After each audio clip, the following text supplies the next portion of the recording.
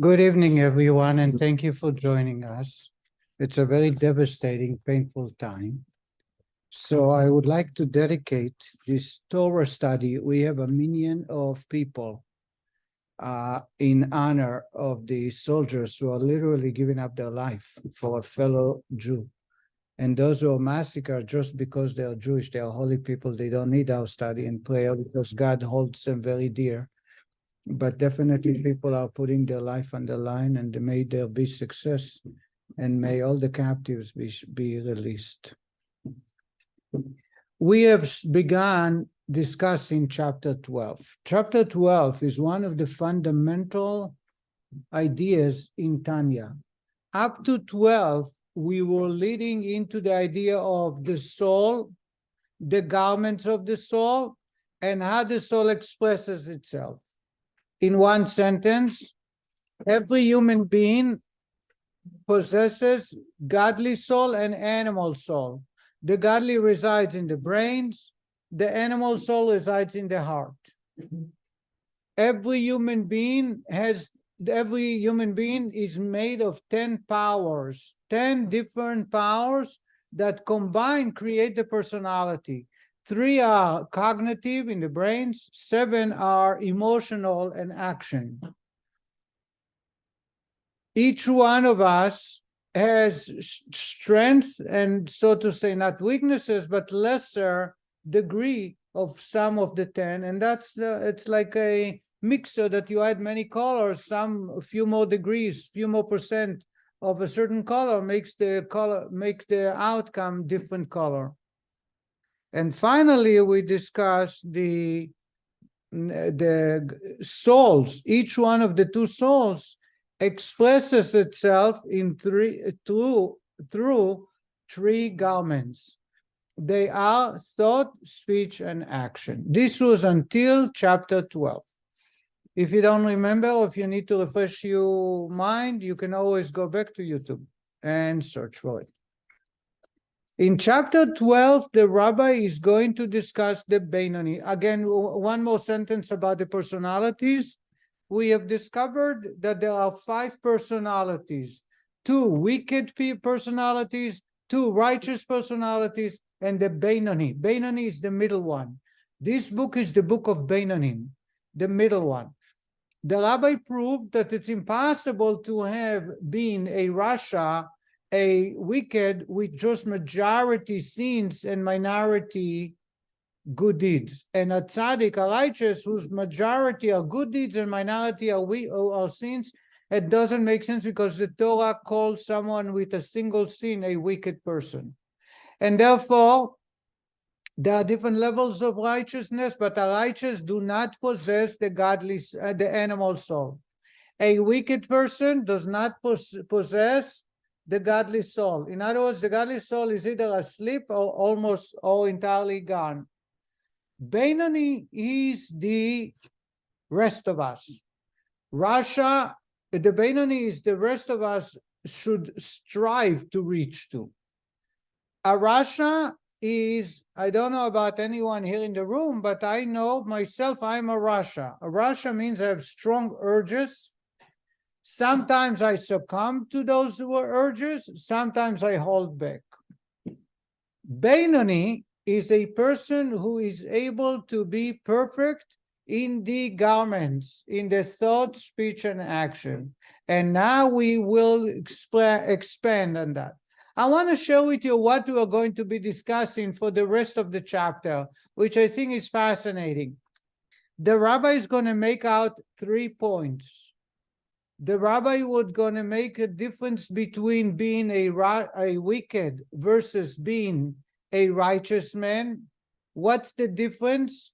The difference is the brains versus the heart and their nature, the nature of the brains, the nature of the heart, and who is in charge. The second is the rabbi is going to talk about light and darkness, the quality of light versus darkness, and how it applied to the human souls. And the third one, the rabbi is going to make sure that we understand the nature of the heart, the nature of the heart. And let me explain it in detail, so when we read it, it's going to be the second time we study it. The first point the rabbi is making is, as a human being, let me just mute. Okay, she's muted. The first thing the rabbi is making is that the way God created us is different than all other creatures, particularly the animal kingdom. We all eat, sleep, hurt each other, fight, kill, and behave in altruistic ways and an evil way. However, there is one distinction between animals and men, and that is man was given the brain to control the heart. Unequivocal control, and I need you to understand that.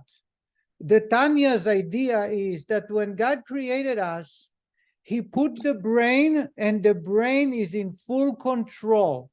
The problem that we have that we need to deal with, and then we'll see the difference between a Benoni and the rest of us, is that we kid ourselves. We talk ourselves into that the brain cannot control. And there are two ways of explaining it. The first way is someone who is kind of an addicted. The second way is just kidding ourselves that maybe I am not going to be the only one to rule, but I'm going to share the ruling and decision-making with the heart. Let me explain, and that will spill into the idea of light and darkness in a moment. Again, the way God created us, if I am a human being, I have full control over my urges. I can decide not to curse. I can decide not to yell. I can decide not to eat. I can decide to wake up whenever I want to. The reason we don't do that, not you, but me, is simply because we allow the heart a little control, telling the heart, you know what, sometimes I let you, I want to be kind to you. But as soon as we acknowledge that the brain's job is to rule, and if the brains have a strong decision, the heart will give up, it will not even try, we will have full control. Another way of misconduct is when we get addicted. Addicted meaning making the mind, making the king lose control and be convinced that the heart is in control. So the brain don't even try to decide, he's giving up. The idea of addiction, I'm not here playing down people who are addicted, they should seek professional help, and it's not so simple to get out of an addiction, and some people will never be able to get off. I understand. We're dealing with normal people with normal addiction that are within the spectrum of being able to control the addiction. Any kind of addiction, anger, lateness, laziness, not antisocial, whatever it might be. If we know that it's because the brain has been told not to rule, and the heart is told the brains, I am in charge, that's what makes us stay in bed longer. That's what makes us act or speak or think in a certain way. That's the difference between us and animals, and that's the difference between brain ruling versus heart. Animals do not have that. How do I know? Most animals, their brains and heart are equally the same height. The donkey and the elephant and the lizards and the monkeys, they all, not only they walk on four, but their heart and brain are on equal level. The human being is placed the head over the heart. So therefore, Melech, king, is Moach Lev Kaved, brains, heart, and action. Lemech, Ashlemazol is Lemech, is Lev Moach Kaved, heart, brains, and liver representing action. So that's the first idea the rabbi is going to talk about. And therefore, a Benoni, I don't need to get rid of the heart. The heart will always want. The heart would always desire, but I can control and say the brain is full control, unequivocal, it's no doubt about. All we have to do is decide and say to ourselves, the brain should be in charge. So I shouldn't yell. So I should get up on time. So I should eat only kosher. It's something that the brains can tell the heart, and there will be no problem with action, speech, and thought, not the urges. This is the third point the rabbi is going to make. So the first point is the role of a brain, the role of the heart. The heart is there to serve the brain is there to rule.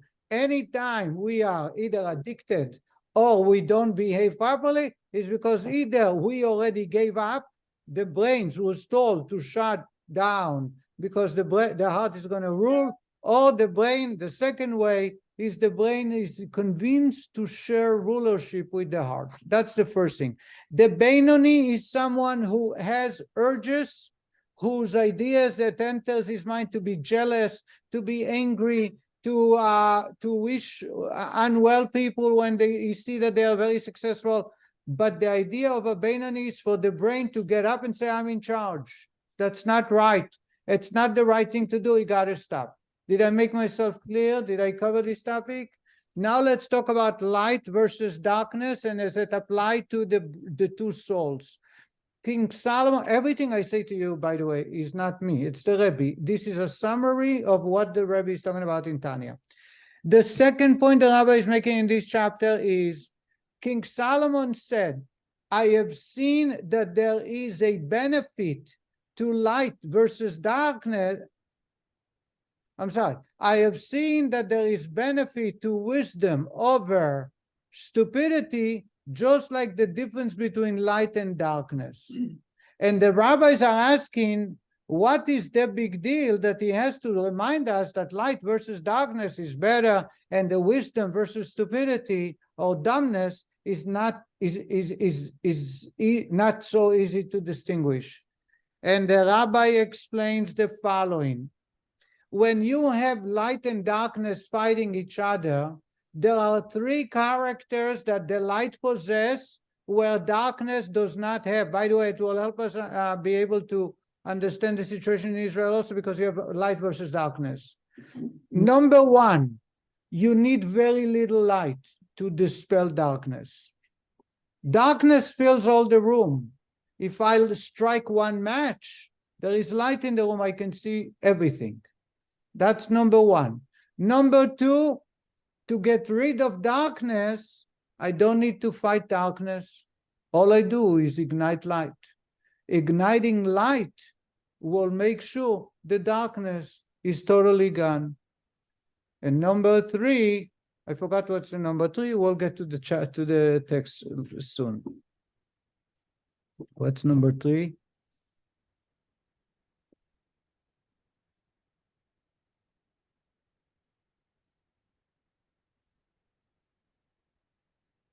Just a minute.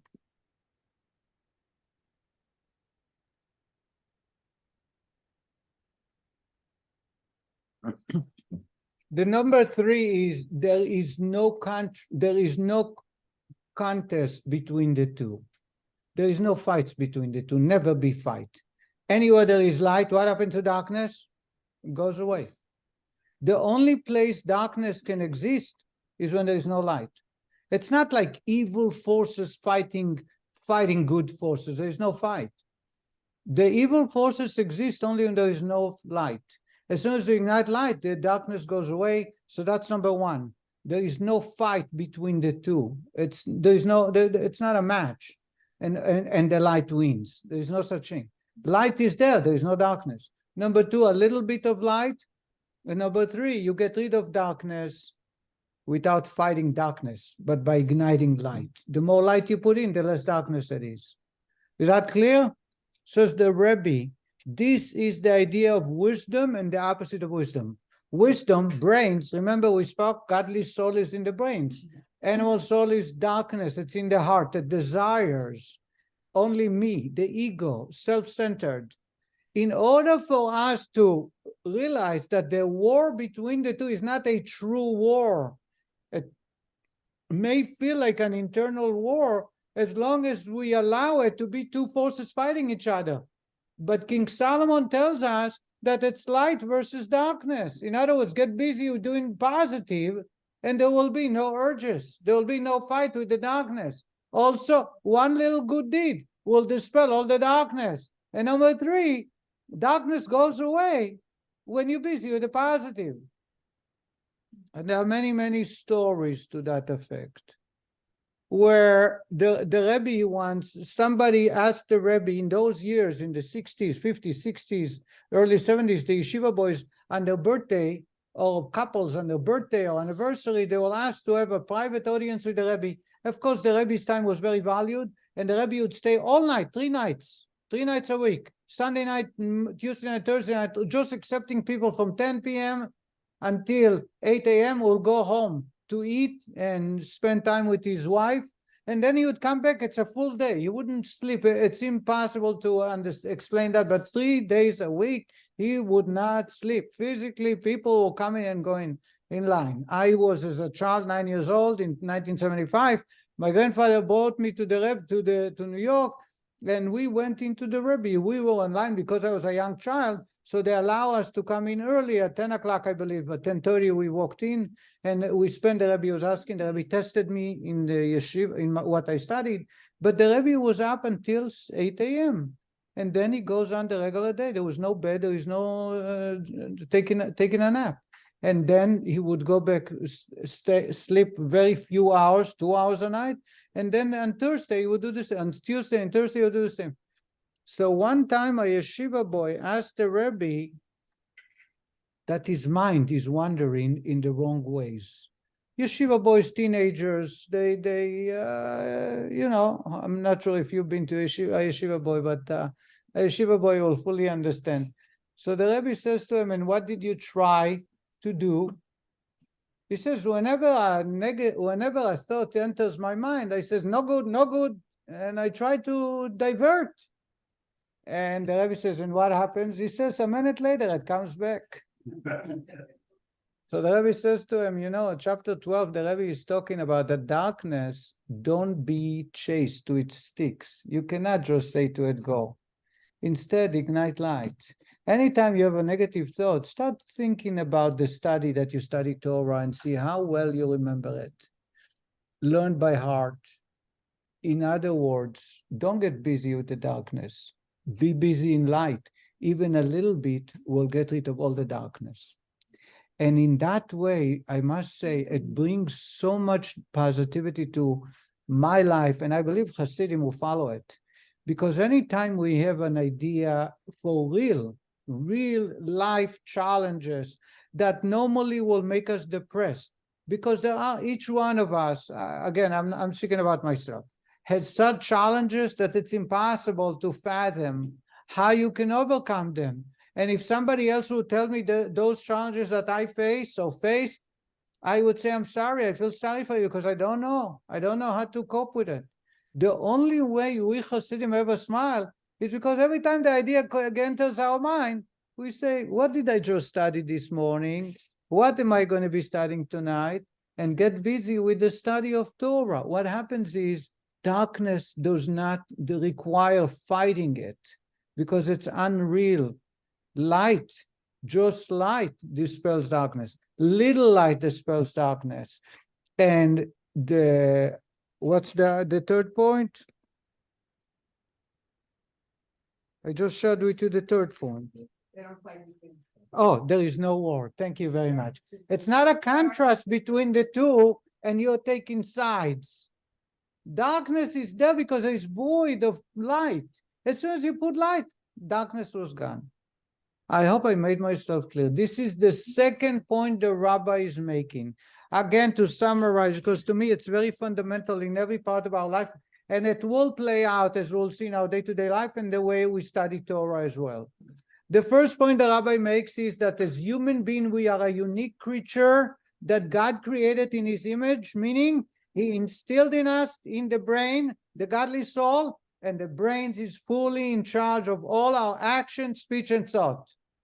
And therefore, if I want to wake up on time, stop yelling, be kind, be generous, keep Shabbat, all that, as soon as the brain's convinced, says to me, that's the way it's going to be, the heart will follow.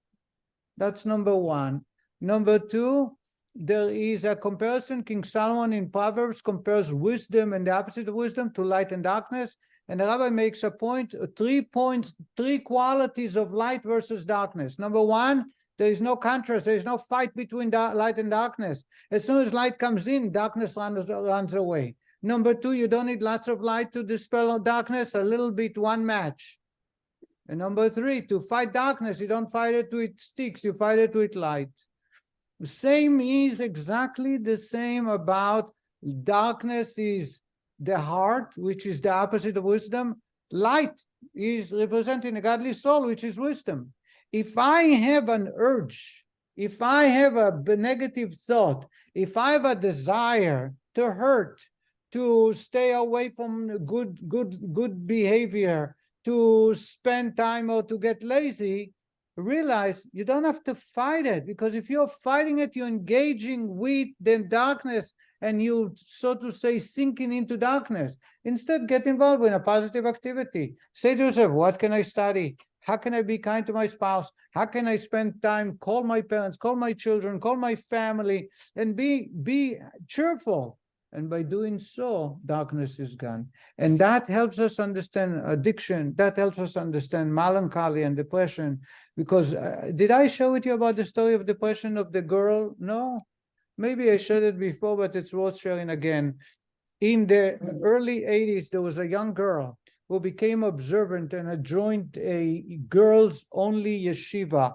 It was in Minnesota. Rabbi Manis Friedman had a yeshiva. We had Rabbi Manis Friedman here at least 3 times, and he was phenomenal. So he was running a yeshiva for girls. I forgot the name of that institution. Machon Chana, I think Machon Chana. And there was a girl, she came from a very wealthy family, and she told the rabbi that everything they are teaching there is great, but she's so self-centered. She always thinks about herself. And all the remedies, the books are teaching, Tanya, Hasidic teaching, doesn't help. All she thinks about her needs, her urges, what hurts, what she wants to be, how she wants people to respect her, and there is nothing she can do about that. And she thought that going to that institution, she will get rid of it, and it doesn't. And she said she has a medical condition. She also had a psychiatrist who evaluated her, a psychologist who evaluated her and told her that she has a condition where she's all about herself and narcissist, and she'll have to live to cope with it. The rabbi tried, explaining, helping, didn't help. Finally, the rabbi said to her, the Lubavitcher Rebbe is the only man that can help you. Anybody heard the story before? No. So she asked for an appointment with the Rebbe, and in those days, you can have an appointment. And she entered the Rebbe, and she brought in her evaluation papers. And as she entered the Rebbe asked for her name, where is she from, and all about her. And then she said, the Rebbe says, can I help you in any way? And she says, yeah, I have a condition.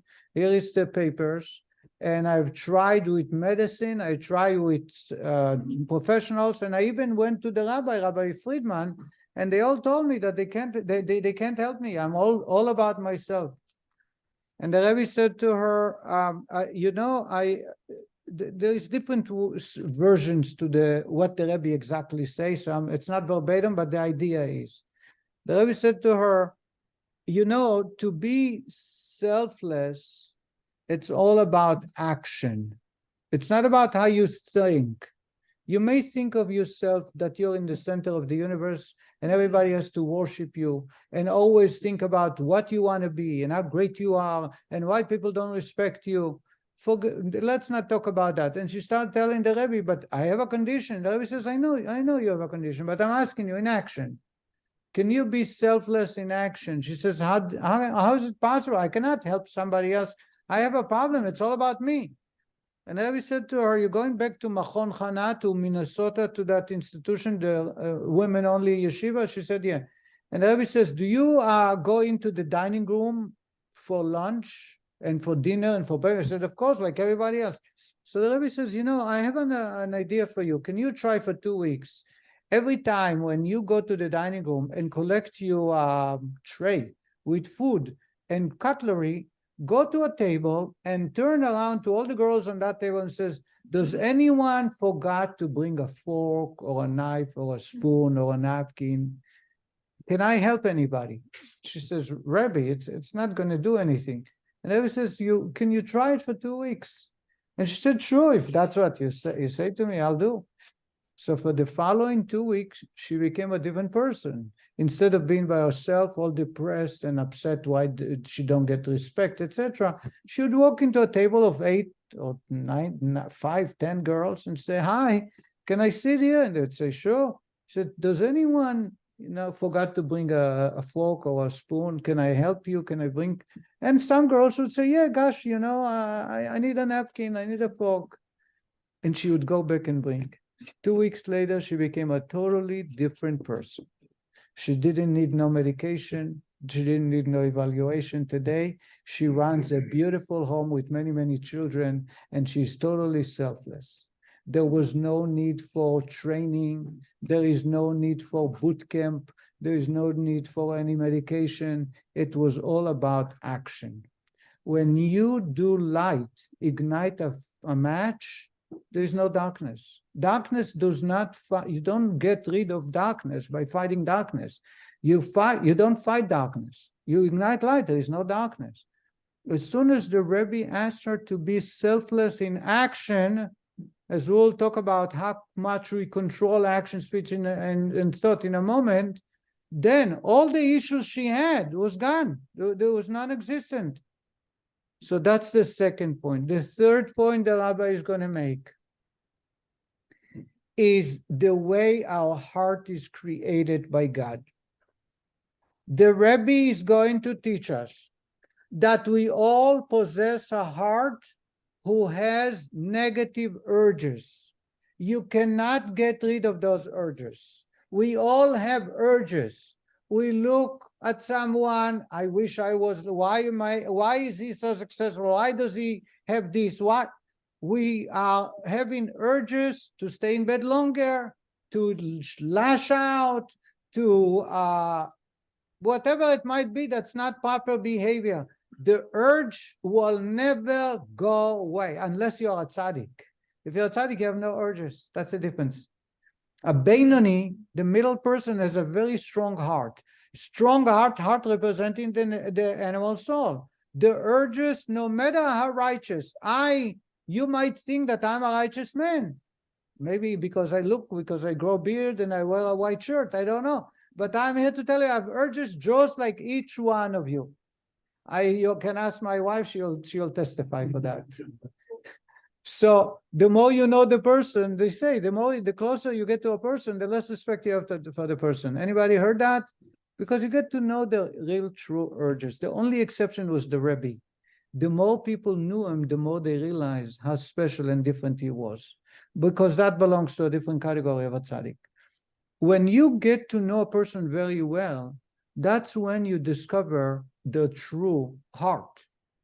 And the urges there is no remedy. You can't take medication or take a pill and say, I don't want to hate people.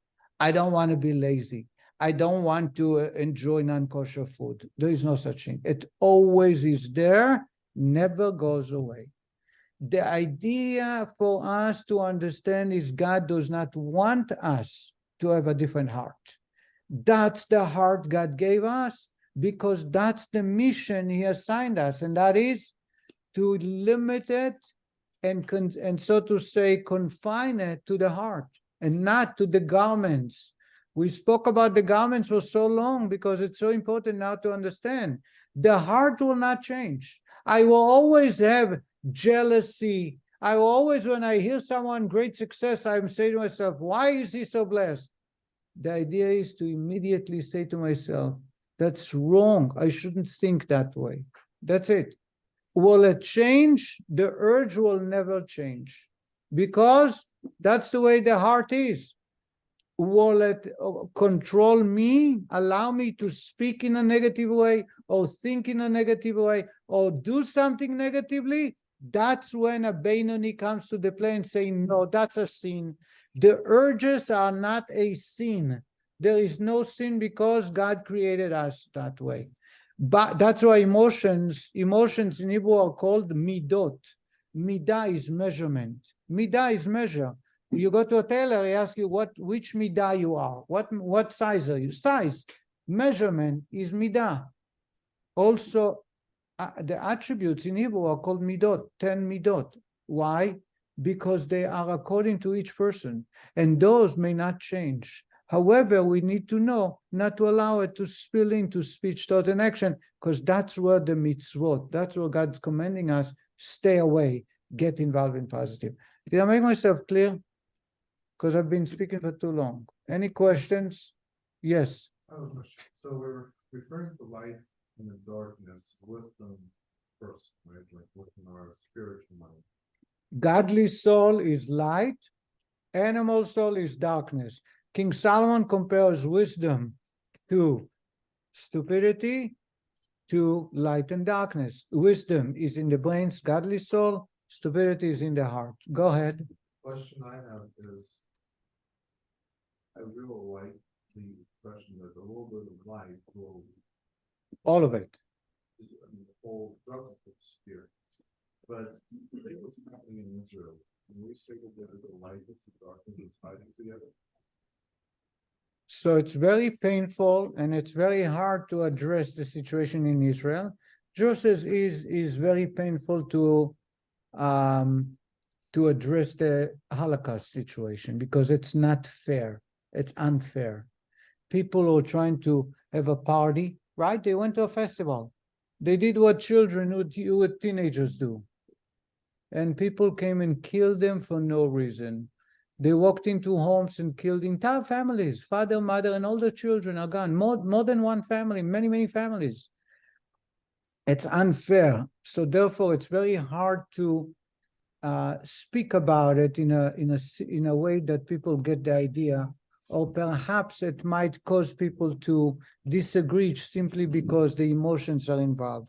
But the point I want to make is, no doubt, the entire universe agrees that there is forces of light and forces of darkness. Light is life, is being kind, is charitable, kind. Darkness is to stop life, right? So those forces who kill, they are the forces of darkness. How do you get rid of darkness?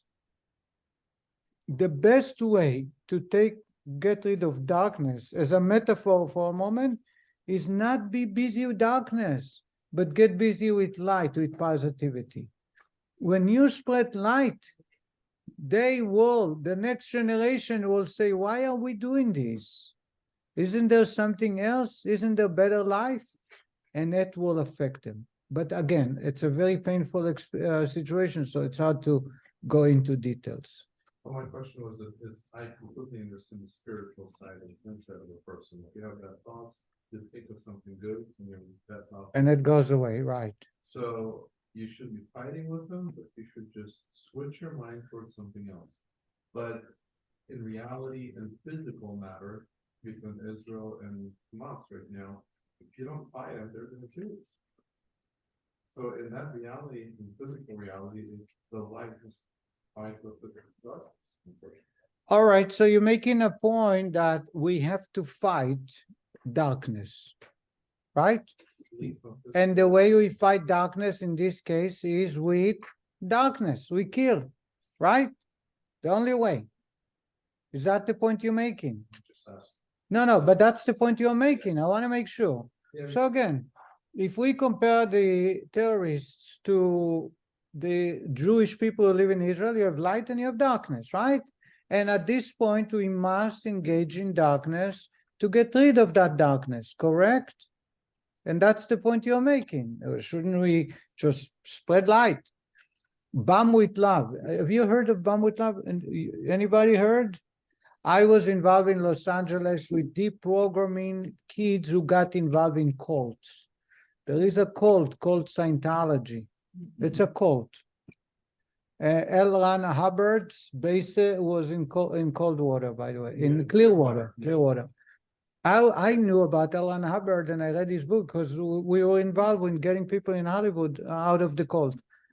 And the way the cult started, how did they start? They start with a song called Bomb with Love, Bomb the Universe with Love. They would stand in freeway exits in Los Angeles with roses and flowers and hand over flowers to people and let people try to engage them in conversation. And once those people start a conversation, then they will share with them a pamphlet and a phone number, and that's how they would connect. Once they got you, they made you a slave. You had to live in a dormitory. You're not allowed to call your parents. You have to give all your money, all your assets to the church. It became a cult. Literally, they turned humans into animals. They forced them. I don't know if anybody has been involved. As I said, I had it firsthand experience more than one time with more than one person. It's a real dangerous. It was a very dangerous situation. Thank God there was some laws that were enacted, but Scientology unfortunately had many speakers in Hollywood, many movie stars. I don't want to name them, but who are part of Scientology or spoke on behalf of Scientology, and therefore there was.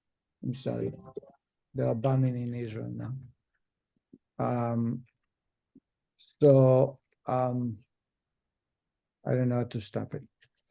Unfortunately, Scientology still exists today, and they've changed their skin, but under the skin it's the same. It's a cult.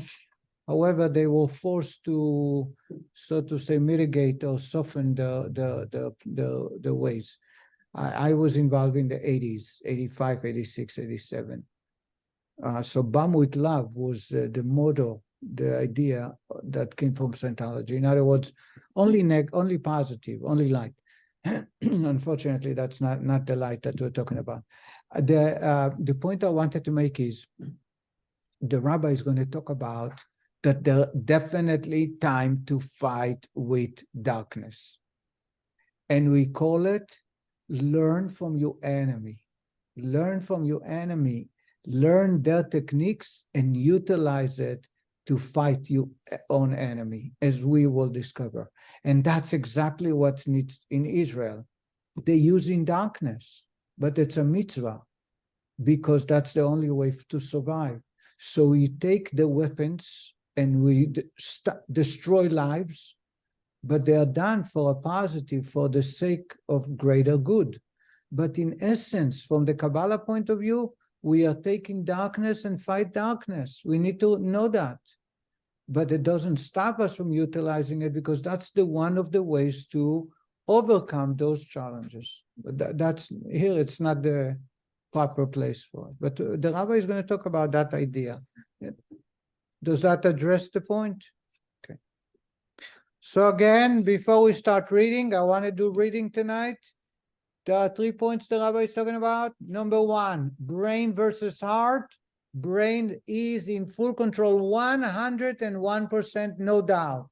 Anytime someone says, but I can't, or I am not sure, I don't know how, or that's the way I was raised, we say to him, we understand. The brain was fooled. And it's time for you to take the reins and say the brain is running the show.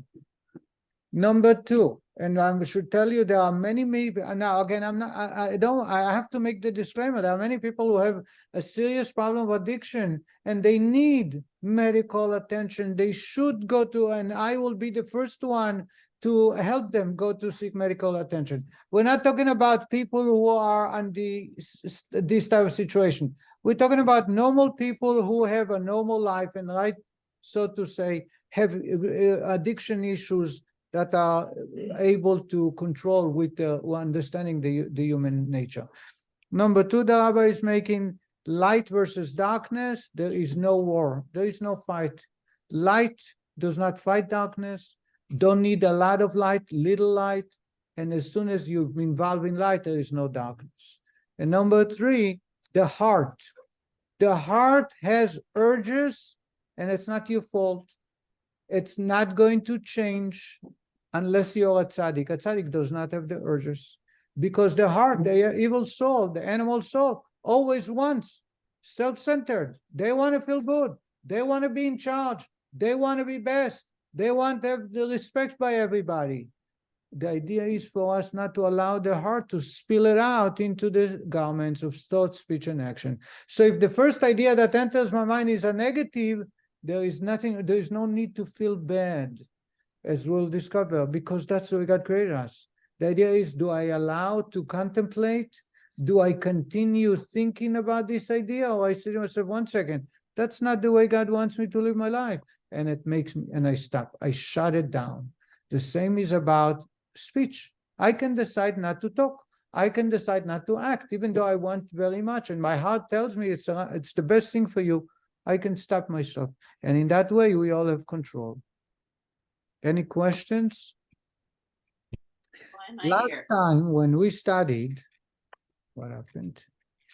Last time when we studied, we discovered that the Benoni, the middle person, will be able to control the urges of the heart, not allowing it to act in evil way. However, during prayer, I hope that you remember we studied that during prayer, the animal soul is asleep, is not fighting, not punching. The animal soul don't bother. It's give her a sleep, you give the animal soul a sleeping pill, it doesn't bother you, dedicate yourself to God. What happens when the person wakes up, finishes prayer? The animal soul wakes up. Let's go have fun. Let's go overindulge ourselves. Let's eat food that the doctor said not to. Let's be late. Let's not respect one another. Maybe cheating in business, etc. The goal is for us the fight that continues throughout the day.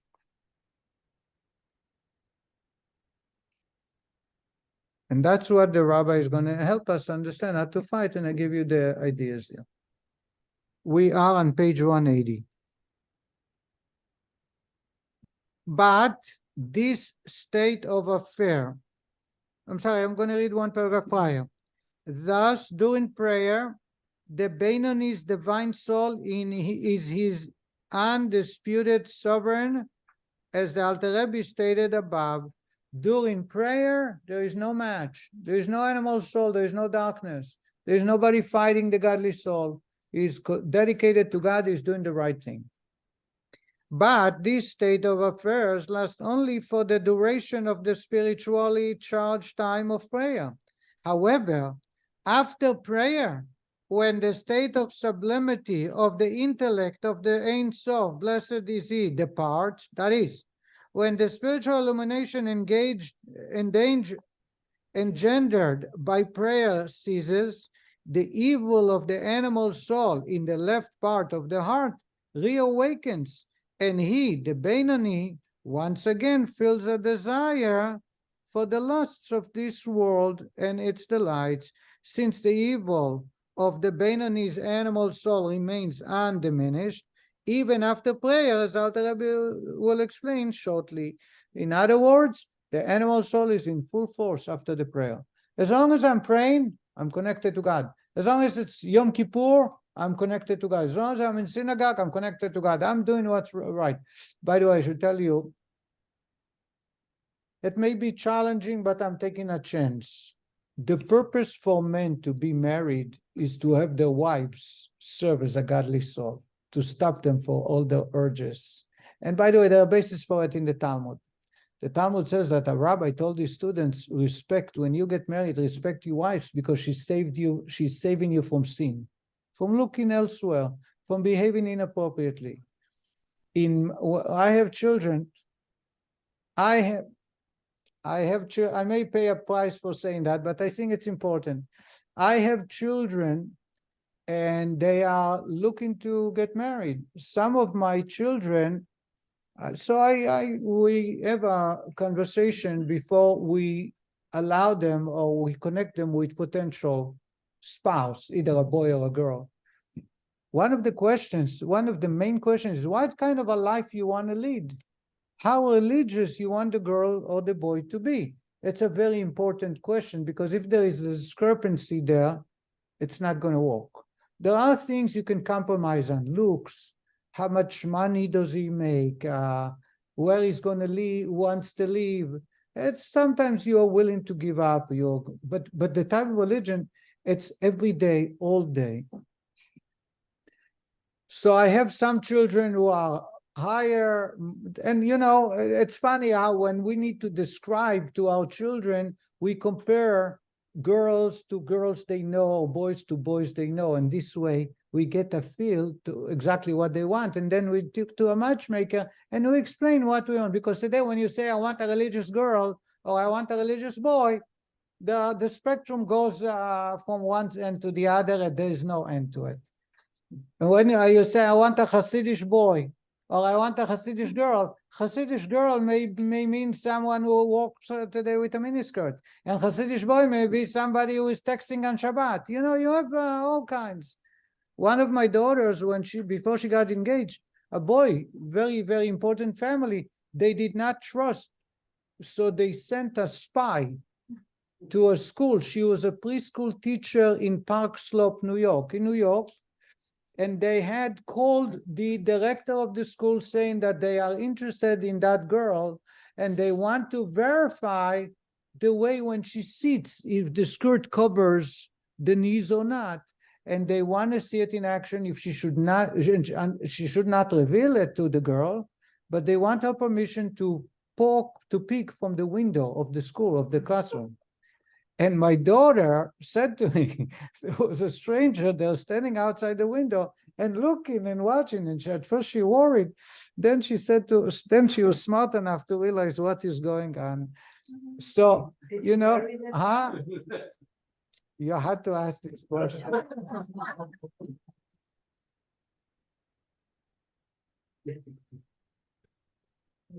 I have 2 stories on it. I can write half a book from so far. You should share it with us. It's interesting. You like self-storage, let's hear it. Actually, that family wanted her and she refused. And 6 months later, they pushed very hard.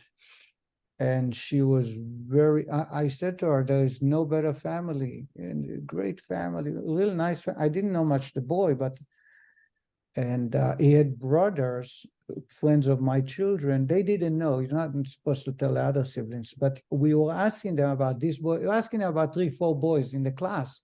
This way, they don't know which one we are referring to. And it turned out the kids were very popular, very well raised, very nice. She got so angry that I even brought up the name. And the boy did not want to date for 6 months because he said he dated my daughter, I think, twice. And that's the only one he wants to marry. It took him 6 months. And then when she got angry, I called her. They put a lot of pressure. I says, I will stand and defend my child, and I'm going to take all the bullets. It's not going to happen. And then, he got engaged much faster. My daughter, it took a little longer. But anyway, why did I share that with you? But she married somebody nice. Back to our discussion. I tell my children, and again, my wife may not like to hear that, but I observe that couples where the wife is more religious, more spiritual, she is able to make the husband a better person. I call it, if you have 2 souls in the couple, you have 2 souls. You have the women and you have the men. The man is pulling in the wrong direction, and the women are the one to hold back and say, it's not right. You have to think of somebody else. You have to be kinder. It's okay if you suffer. It's okay if someone got the better part. It's okay. So when I got engaged, I felt very lucky. Thank God, I'm very blessed that my wife is in charge, because if I would be in charge, we would be doomed, we would be in trouble. And I tell my children that when you look, so my daughters, I tell the other way, but my sons, right now, one of my children, it's very current. And we say to him, we are not looking for someone who is because after we find somebody, he needs to make his verification. He needs to say, okay, the family is good, what he found out, maybe about the person. We say to him, look for someone who is more religious than you, not to an extreme, but at least 1 or 2 levels. You will appreciate it. You want that. And that's the idea of the brain versus the heart. The brain needs to know that the heart will always fight back, except on special occasions. As I said, you pray to God, it's Yom Kippur, on Shabbat you're in synagogue, you have no war, there's no fight.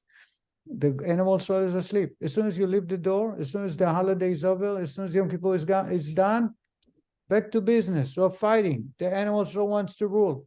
Unfortunately for wicked people, not wicked as we know in the street, but wicked in Tanya, we give in. Comes the Rebbe and says the goal is to be a Benoni. The Benoni is, you have the urges, you will not be able to stop them, but at least realize the brain is in charge and don't allow the heart to rule. Did I make myself clear? Let's continue. Yes. All right, so was it, help me out here for a minute. It was the potential young man who wanted to look in through the window. No, it wasn't It was the rabbi. wasn't the young man, was the parents who Parents. hired somebody. Okay, gotcha. So this way you cannot trace them back to who Okay. they were. No, no, Okay, no, you I was understand? just- Okay. He had reported, I believe that all he wanted to see is how much she covers her knees, because we said that she was not super religious and she wanted us to, she was modern, she was quite Right. modern. However, she's dressed very modestly. Yeah. Because she was raised in a family where modesty is very important. So we said that she covered her knees, which is a big deal. And I believe that's what they wanted to check. I couldn't hear who was looking through the. I'm so sorry I shared that. No, it's okay, but now I kind of understand. Let's study a little more so we don't get back to the same topic over and over. Page 180 at the bottom. Yet, because the evil of the animal soul has not the sole authority and dominion over the city, for the good of the divine soul, situated in the brain, has its way, as it say as well, it is unable to implement its desire by clothing itself in the limbs of the body, to engage in deed, speech, and actual thought. Actual thought, meaning to concentrate his attention on worldly pleasures with a view to devising means of satisfying the lust of his heart. In other words, he wants and wants and wants and lusts for all kinds of desires. But there is a godly soul too, and the godly soul makes sure it does not come down to action, speech, and thought. This is a Benoni. That's a perfect one. The Benoni's desire for worldly pleasures will cause thoughts of such matters to rise from the heart to his mind. These thoughts are beyond his control, beyond the sphere of the dominance of his divine soul. He can, however, control his actual, that is, conscious and willful thought, so that immediately as he becomes aware of the forbidden thoughts, he dismisses them from his mind, not permitting himself to dwell on them, nor to think how to implement them, as the Alter Rebbe will state at greater length further in this chapter. Returning now to his statement that the divine soul of the Benoni keeps the desires of his animal soul in check, preventing their expressions indeed, speech and actual thought. The Alter Rebbe explains why this is possible, because the brain rules over the heart, as it is written in Raya Me'emna, Parshat Pinchas. Raya Me'emna is a part of Zohar by virtue of its innately created nature. For man was so created from birth that every person may, with the power of the will in his brain, that is, the will created of his mind's understanding, restrain himself and control the drive of his heart's lust, preventing his heart's desires from finding expression in deed, word, and thought. When the mind understands the evil inherent in such deed, word, or thought, and he can, in his mind's will, divert his attention completely from that which his heart craves, and turn his attention to the exactly opposite direction. We're going to stop here. That's the first point I made today, that the brain was created by God to have full control. You cannot kid yourself and say it's impossible, I cannot stop myself. It doesn't work like that. God created us in his image, and therefore the brain can tell the heart, that's not right. I don't want that. And as soon as it enters your realm of thought, speech, and action, you say, no more, I don't want it. And that will give us full control. That's the Beinoni. We'll continue, God willing, next week. Thank you very much for being such good students. Rabbi